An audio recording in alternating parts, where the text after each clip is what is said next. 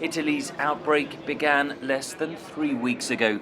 Now it has infected tens of thousands of people, killed several hundred, and forced the whole country into lockdown.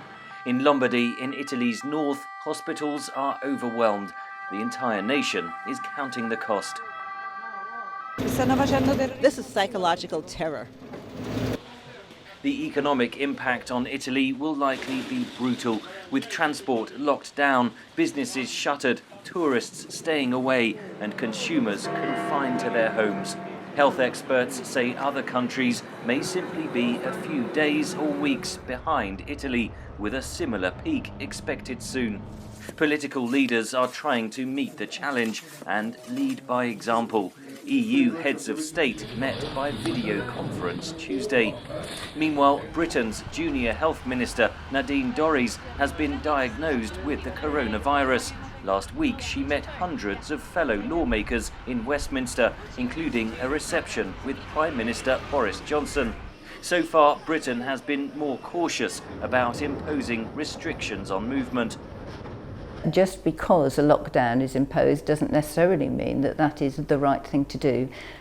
Timing of an intervention is absolutely critical. If you put it in too early, you have a time period, people get actually non-compliant, they won't want to keep it going for a long time.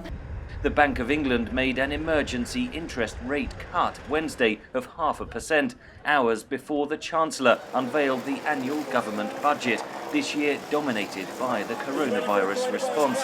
The budget proposes $39 billion to help people and businesses.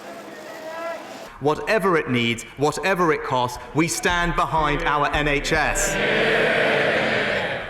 Second, during this immediate crisis, if people fall ill or can't work, we must support their finances. We'll make sure that our safety net remains strong enough to fall back on. In Spain, Greece and the Czech Republic, universities and schools have been closed for at least 2 weeks. Germany's leader had this stark warning Wednesday. Weiter muss man verstehen, wenn das Virus da ist. You have to understand that if the virus is there and the population has no immunity yet to this virus, there are no vaccines and no therapy so far. That a high percentage of experts say 60 to 70% of the population will be affected as long as the situation continues. A virus that began life in a corner of China has now spread across the world and is transforming the way hundreds of millions of people are able to go about their daily lives. Henry Ridgwell for VOA News, London.